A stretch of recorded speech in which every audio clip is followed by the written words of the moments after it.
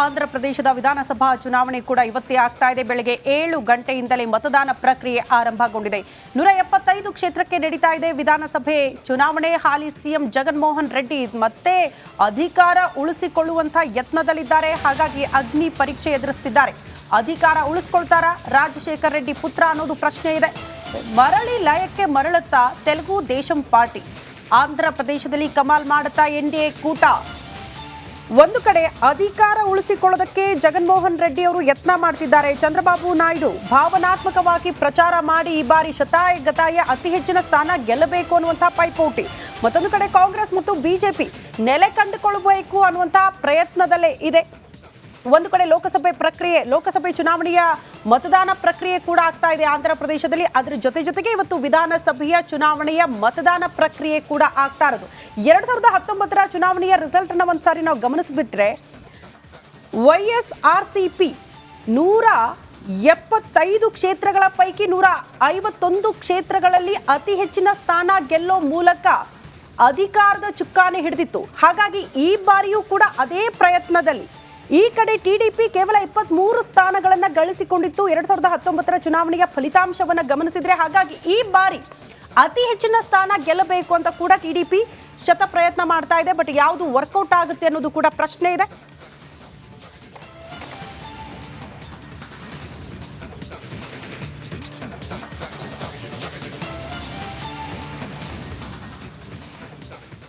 S, ಶ್ರುತಿ ಹೇಳಿದಾಗ ಇವತ್ತು ಆಂಧ್ರ ಪ್ರದೇಶ ಮತ್ತು ವಿಧಾನಸಭಾ ಲೋಕಸಭಾ ಎರಡು ಚುನಾವಣೆಗಳು ಏಕಕಾಲಕ್ಕೆ ನಡೀತಾ ಇದೆ. ಈ ಸಾರಿಯ ಎಲೆಕ್ಷನ್ನಲ್ಲಿ ಅಲ್ಲಿ ಸಿಕ್ಕಾಪಟ್ಟೆ ವಿಶೇಷತೆಗಳಿದೆ.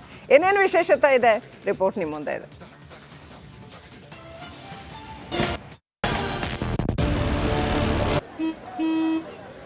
ನಡಿ ಈಗ ಶುರು ಮಾಡೋಣ.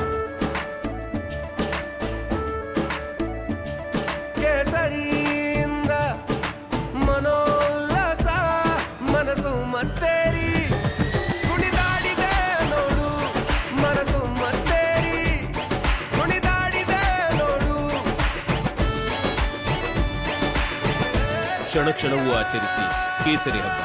ವಿಮಲ್ ಬಾಯಲ್ಲಿ ಹೇಳಿ ಕೇಸರಿ.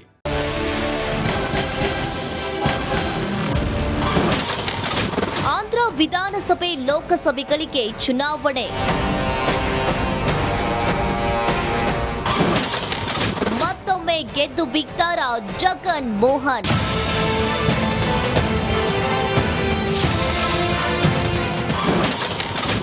ಎನ್ಡಿಎ ಮೈತ್ರಿಕೂಟಕ್ಕೆ ಸಿಗುತ್ತಾ ಆಂಧ್ರ ಜನ ಬೆಂಬಲ.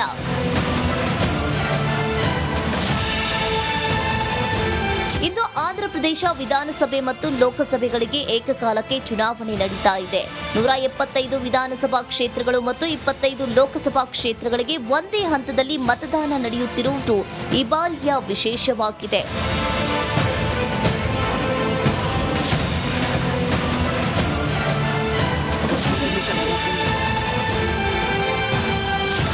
ಆಡಳಿತಾರೂಢ YSRCP ಪಕ್ಷವು ರಾಜ್ಯದ ಎಲ್ಲ 175 ವಿಧಾನಸಭಾ ಸ್ಥಾನಗಳು ಮತ್ತು 25 ಲೋಕಸಭಾ ಕ್ಷೇತ್ರಗಳಲ್ಲಿ ಸ್ಪರ್ಧಿಸಿದ್ರೆ, ಎನ್ಡಿಎ ಪಾಲುದಾರರ ನಡುವಿನ ಸೀಟು ಹಂಚಿಕೆ ಒಪ್ಪಂದದ ಭಾಗವಾಗಿ ಟಿಡಿಪಿಗೆ 144 ಅಸೆಂಬ್ಲಿ ಮತ್ತು 17 ಲೋಕಸಭಾ ಕ್ಷೇತ್ರಗಳನ್ನು ಹಂಚಿಕೆ ಮಾಡಲಾಗಿತ್ತು.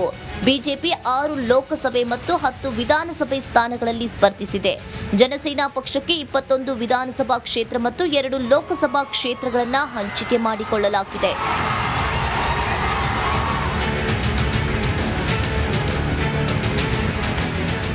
YSRCP ಪಕ್ಷದ ಅಧ್ಯಕ್ಷ ಜಗನ್ ಪುಲಿವೆಂದುಲು ಕ್ಷೇತ್ರದಿಂದ, ಟಿಡಿಪಿ ಮುಖ್ಯಸ್ಥ ಎನ್ ಚಂದ್ರಬಾಬು ನಾಯ್ಡು ಕುಪ್ಪಂನಿಂದ ಮತ್ತು ಜನಸೇನಾ ಮುಖ್ಯಸ್ಥ ಮತ್ತು ನಟ ಪವನ್ ಕಲ್ಯಾಣ್ ಪೀಠಾಪುರಂನಿಂದ ಸ್ಪರ್ಧೆ ಮಾಡಿದ್ದಾರೆ.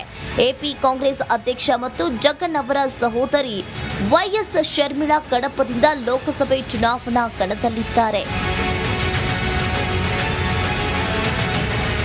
ಈ ರಾಜ್ಯದಲ್ಲಿ ಒಟ್ಟು ಮತದಾರರ ಸಂಖ್ಯೆ 4.14 ಕೋಟಿ. ಇದರಲ್ಲಿ 2.2 ಕೋಟಿ ಪುರುಷ, 2.1 ಕೋಟಿ ಮಹಿಳೆ, 3,421 ತೃತೀಯ ಲಿಂಗ ಮತದಾರರು ಮತ್ತು 68,185 ಸೇವಾ ಮತದಾರರಿದ್ದಾರೆ. ಆಂಧ್ರ ಪ್ರದೇಶದ ಮುಖ್ಯ ಚುನಾವಣಾ ಅಧಿಕಾರಿ ಎಂಕೆ ಮೀನಾ ಪ್ರಕಾರ ಲೋಕಸಭೆಗೆ 454 ಮತ್ತು ವಿಧಾನಸಭಾ ಚುನಾವಣೆಗೆ 2387 ಅಭ್ಯರ್ಥಿಗಳು ಕಣದಲ್ಲಿದ್ದಾರೆ.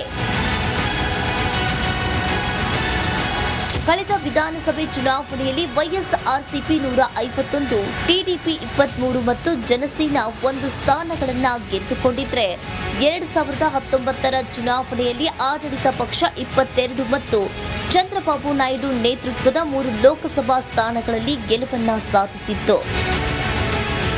Bureau report, republic Kannada, Bengaluru. ಇನ್ನು ಹೈದರಾಬಾದ್ನಲ್ಲಿ ಹೇಗಿದೆ ಪ್ರಜಾಪ್ರಭುತ್ವದ ಹಬ್ಬ? ಸಿದ್ಧತೆ, ಭದ್ರತೆ, ಹೈ ವೋಲ್ಟೇಜ್ ಕಣ, ಆ ಕ್ಷೇತ್ರದಿಂದಲೇ ನೇರವಾಗಿ ಸಂಪರ್ಕದಲ್ಲಿದ್ದಾರೆ ನಮ್ಮ ಪ್ರತಿನಿಧಿ Mallikarjuna Marakale. Mallikarjun, Owaisi versus Madhavi Latha high voltage ಕಣ. ಬಟ್ ಈಗ ಯಾರು ಗೆಲ್ತಾರೆ, ಮತದಾರ ಒಲವು ಯಾವ ಕಡೆಗೆ ಅನ್ನುವಂತಹ ಪ್ರಶ್ನೆ ಈ ಸಂದರ್ಭಕ್ಕೆ ಸೂಕ್ತ ಅಲ್ಲ ಅಂತ ಅನ್ಸುತ್ತೆ. ಆದ್ರೆ ಪ್ರಜಾಪ್ರಭುತ್ವ ಹಬ್ಬದಲ್ಲಿ ಭಾಗಿಯಾಗುವಂತಹ ಉತ್ಸಾಹ ಜನರಲ್ಲಿ ಎಷ್ಟರ ಮಟ್ಟಿಗೆ ಕಾಣಿಸ್ತಾ ಇದೆ? ಅಲ್ಲಿನ ವಾತಾವರಣ ತಮಗೆ ಕಂಡಂತೆ ಹೇಗಿದೆ?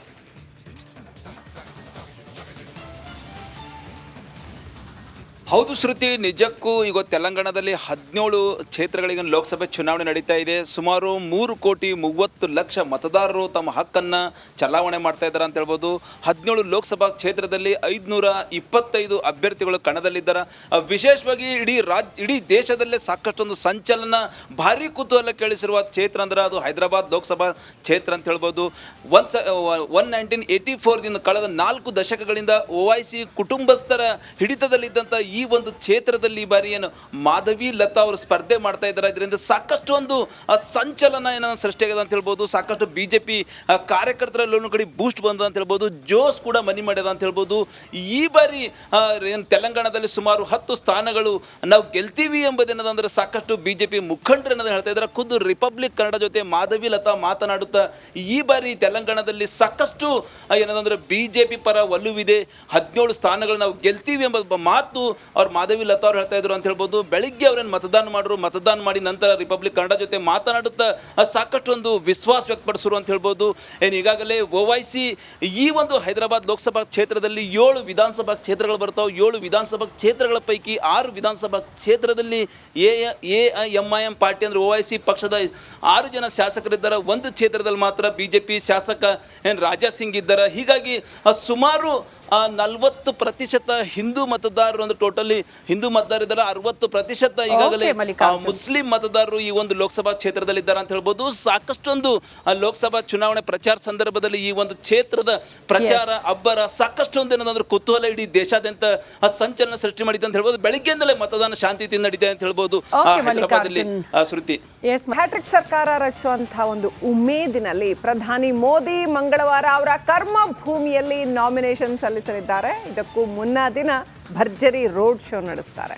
ರಣಭೂಮಿಯಲ್ಲಿ ಮೋದಿ ಘರ್ಜನೆ ಆರಂಭ ಆಗಿದೆ. ಹೇಗಿದೆ ಅದು? ರಿಪೋರ್ಟ್ ನಿಮ್ಮೆದುರು ಇದೆ.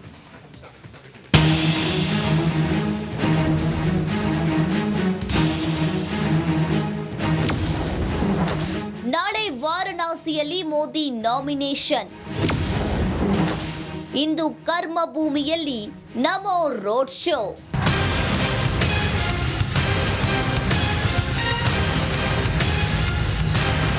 ಅಬ್ಕಿ ಬಾರ್ 400 ಕಾ ಪಾರ್.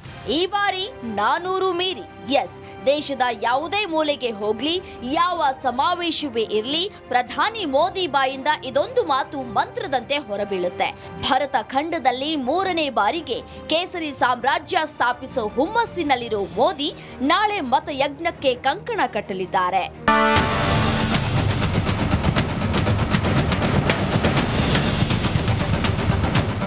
ಎಸ್, ಹಿಂದೂಗಳ ಶ್ರದ್ಧಾ ಕೇಂದ್ರ ವಾರಣಾಸಿಯಿಂದ 3ನೇ ಬಾರಿ ಕಣಕ್ಕಿಳಿತಾ ಇರೋ ನಮೋ ನಾಳೆ ಶುಭ ಅಭಿಜಿನ್ ಮುಹೂರ್ತದಲ್ಲಿ ನಾಮಿನೇಷನ್ ಸಲ್ಲಿಸಲಿದ್ದಾರೆ. ನಾಳೆ ಬೆಳಿಗ್ಗೆ 11:40ಕ್ಕೆ ಮೋದಿ ನಾಮಪತ್ರ ಸಲ್ಲಿಸಲಿದ್ದು, ಅದಾಗಲೇ ಹಿಂದೂಗಳ ಶಕ್ತಿ ಕೇಂದ್ರ ಸಜ್ಜಾಗಿದೆ.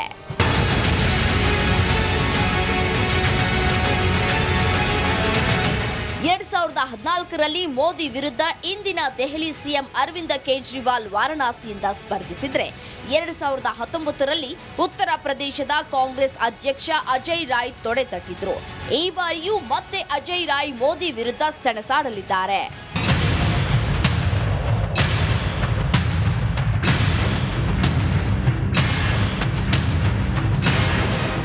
ಇನ್ನು ಇಂದು ವಾರಣಾಸಿಗೆ ಪ್ರಧಾನಿ ನರೇಂದ್ರ ಮೋದಿ ಭೇಟಿ ನೀಡಲಿದ್ದು ಸಂಜೆ 5 ಗಂಟೆಯಿಂದ ರಾತ್ರಿ 9 ಗಂಟೆವರೆಗೆ 5 ಕಿಲೋಮೀಟರ್ ರೋಡ್ ಶೋ ನಡೆಸಲಿದ್ದಾರೆ. ಬನಾರಸ್ ಹಿಂದೂ ಯೂನಿವರ್ಸಿಟಿಯಿಂದ ಆರಂಭವಾಗಲಿರೋ road show Kashi Vishwanath corridor ಮೂಲಕ ಸಾಗಲಿದೆ.